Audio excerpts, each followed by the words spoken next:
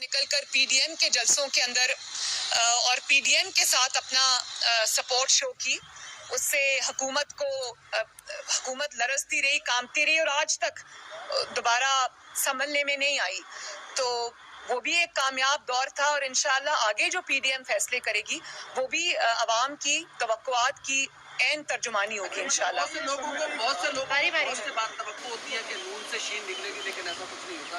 اب شہباز شریف صاحب دوبارہ باہر آ گئے, کیا مریم نواز اور شہباز شریف صاحب مل کے پی ٹی ایم کے معاملات کو چلائیں گے یا پھر کون کریں گے؟ 30-40 سال سے میرے خیال ہے جب میں چھوٹی تھی تب سے میں یہ باتیں سن رہی ہوں. نون سے شین نکلے گی, شین سے نون نکلے گی.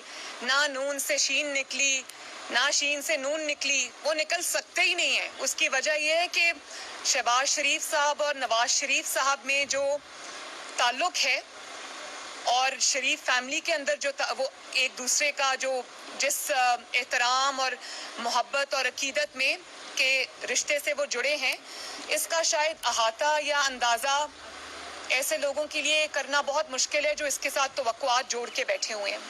اور جہاں تک سیاسی بات ہے تو شہباز شریف صاحب کا, حمزہ شہباز شریف صاحب کا اس طرح سے جیل میں رہنا اور اتنی ہمت اور حوصلے سے جیل کاٹنا اس بات کا ثبوت ہے کہ انہوں نے وہ آج بھی نواز شریف کے ساتھ اسی طرح کھڑے ہیں, جماعت کے ساتھ اسی طرح کھڑے ہیں اور نواز شریف کو چھوڑنے پر تیار نہیں ہیں. نواز شریف صاحب کو کسی بھی طرح سے نقصان پہنچنے پہ تیار نہیں ہیں, اور اگر ذرا سے بھی تیار ہوتے, تھوڑی سی بھی اپنی آمادگی ظاہر کرتے تو آج وہ پاکستان کے پرائم منسٹر ہوتے اور آج وہ یوں جیلوں میں نہ پڑے ہوتے. جب بہت بہادری سے 2 مرتبہ جیل شہباز صاحب نے کاٹی اور حمزہ نے شاید سب سے لمبی جیل کاٹی ہے اور اتنے بہادری کے ساتھ کاٹی ہے.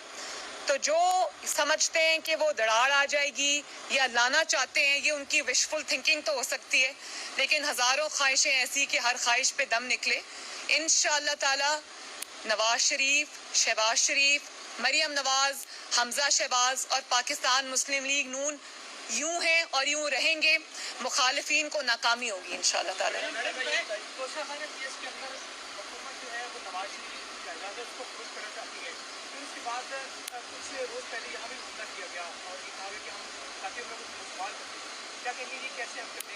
آپ نے 2 سوال پوچھے. سب سے پہلے تو توشہ خانہ کیس میں آ جائے, مجھے اس چیز میں کوئی شک ہی نہیں ہے کہ ان کو جو ایبسکانڈر ڈکلیئر کیا گیا, راتوں رات جو کارروائیاں ان کے خلاف ہوئیں, جس طرح سے ہوئیں, وہ ایک بڑی مضحکہ خیز بات تھی. اس کا ایک ہی مقصد تھا جو کہ پاکستان کے عوام اچھے طریقے سے جانتے ہیں, دیکھ چکے ہیں. ان کو ایبسکانڈر ڈکلیئر کرنے کا ایک ہی مقصد تھا کہ نواز شریف کی صحت جب ان کو پتہ چلا کہ پہلے سے بہتر ہے اور الحمدللہ, اور وہ اپنی پولیٹیکل ایکٹیویٹی ریسیوم کرنے جا رہے ہیں, وہ اپنی پولیٹیکل ایکٹیویٹی دوبارہ سے لندن سے شروع کرنے جا رہے ہیں, اور وہ پی ڈی ایم کے جلسوں میں تقاریر بھی کریں گے, شرکت بھی کریں گے, اور ان کی جو پبلک اپیل ہے وہ بھی سامنے آئے گی. تو یہ بہت بری طرح ڈر گئے اور انہوں نے پوری کوشش کی کہ میاں صاحب کو کھینچ کے پاکستان واپس لے کے آئیں. انہوں نے برطانیہ سے رابطہ کیا, وہاں سے مایوسی ہوئی کیونکہ برطانیہ کے جو انصاف ہے وہ بکتا نہیں ہے, وہاں پر کسی کے ساتھ ناانصافی کرنا بہت مشکل کام ہے. تو وہاں سے جب ان کو مایوسی کا سامنا ہوا تو یہاں انہوں نے بڑے طریقے سے ان کو ایبسکانڈر ڈکلیئر کیا, ان کے خلاف انتقامی کارروائیاں شروع کی, کیونکہ وہ یہ افورڈ نہیں کر سکتے تھے کہ نواز شریف پاکستان سے باہر بیٹھ کر جو ہے وہ پالیٹکس کرے, کیونکہ یہ اتنا ڈرتے ہیں نواز شریف سے کہ یہ وہ باہر بیٹھ کے بھی افورڈ نہیں کر سکتے, اور صحیح ڈرتے ہیں.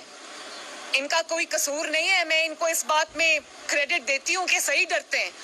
اس نے نواز شریف نے باہر سے بیٹھ کے گھر میں گھس کے ان کو مارا, اور ایک کے بعد ایک الیکشن الحمدللہ اللہ کی مدد سے, عوام کی مدد سے اس نے باہر بیٹھ کے ان کو ہرایا. دسکا میں 2 دفعہ الیکشن ہوا, 2 دفعہ لوگوں نے نواز شریف کے بیانیے پر نہ صرف اس کو مانا, اس پہ لبیک کہا اور ووٹ کی, حرمت کی, حفاظت کی, ان کے حلق سے اپنی سیٹ نکلوائی.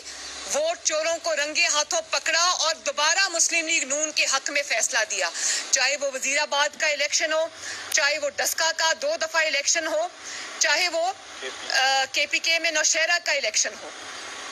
ये लोगों ने नवाज शरीफ के इस मुल्क में ना होने के बावजूद नवाज शरीफ के बयानिए पर लब्बैक कहा और अल्लाह ताला के फजलो करम से नवाज शरीफ के नाम पे वोट डाला। तो ये कैसे अफोर्ड कर सकते हैं कि नवाज शरीफ लंदन में बैठा रहे और इनकी जो है वो इनको एक्सपोज करता रहे।